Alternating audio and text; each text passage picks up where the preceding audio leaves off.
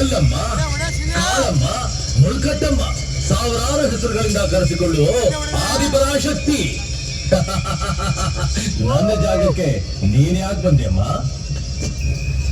ಮಕ್ಕಳನ್ನ ನೋಡೋಕೆ ತಾಯಿ ಬರಬಾರ್ದ? ನೀನು ನನ್ನ ತಾಯಿನ?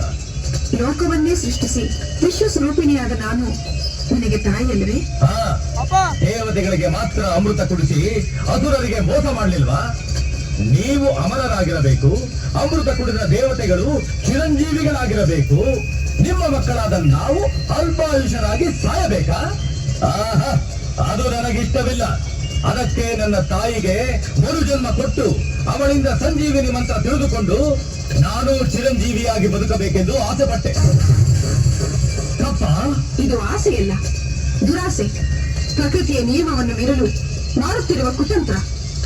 ಕಾಲಭುಜಂಗ, ದುರಹಂಕಾರದ ಮಾತನಾಡಿ ದೈವಕ್ಕೆ ಅವಮಾನಿಸಬೇಡ. ನಿನ್ನ ಸ್ವಾರ್ಥಕ್ಕಾಗಿ ಎಷ್ಟೋ ಜನ ಕನ್ಯೆಯರನ್ನ ಬಲಿ ತೆಗೆದುಕೊಂಡಿರುವೆ. ಶುದ್ಧ ವಿದ್ಯೆಯನ್ನು ಕಲಿತು ದ್ವೇಷಕ್ಕಾಗಿ ಇನ್ನೊಬ್ಬರನ್ನ ನೋಯಿಸುವುದು ಸರಿಯಲ್ಲ. ಮಕ್ಕಳು ತಪ್ಪು ಮಾಡಿದಾಗ ತಿದ್ದಿ ಬುದ್ಧಿ ಹೇಳುವುದು ತಾಯಿಯ ಧರ್ಮ. ನಿನ್ನ ಎಲ್ಲಾ ತಪ್ಪುಗಳನ್ನು ಕ್ಷಮಿಸಿದ್ದೇನೆ. ಇನ್ನು ಮುಂದಾದರೂ ಮನುಷ್ಯನಾಗಿ ಬದುಕು. ಈ ಬಂಗಾರ ಹಚ್ಕೊಂಡು ನಾನು ಕ್ಷಮ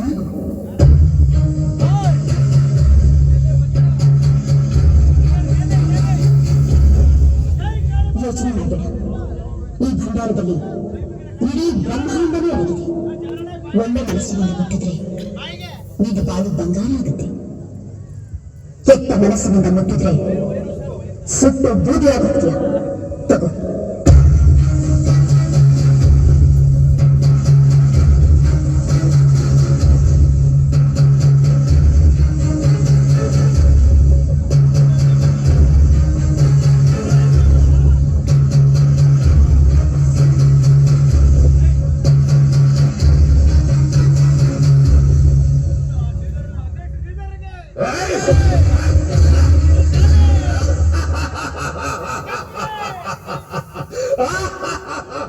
ಭಂಡಾರ ಅಂತೆ ಭಂಡಾರ.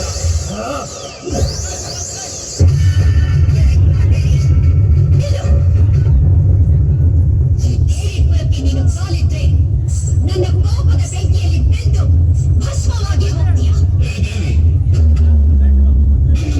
ಏನು ಮಾಡಕ್ಕಾಗಲ್ಲ.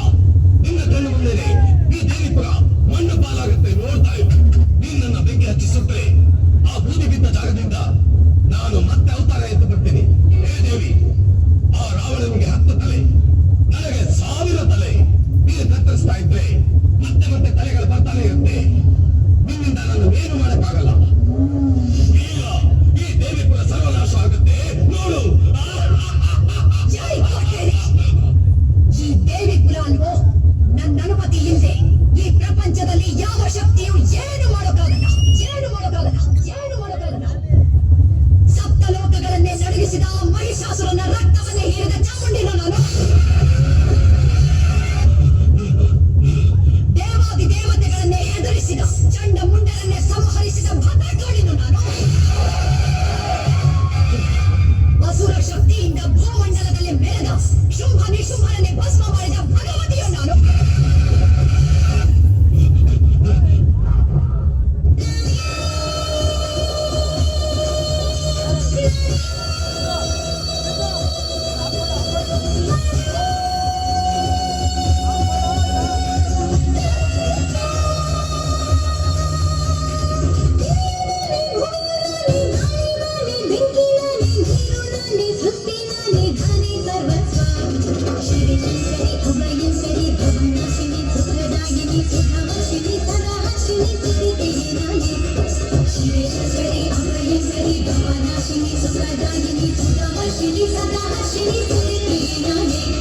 ಹೇ ದೇವಿ, ನಿನ್ನಿಂದ ನಾನು ಏನು ಮಾಡಕ್ಕಾಗಲ್ಲ.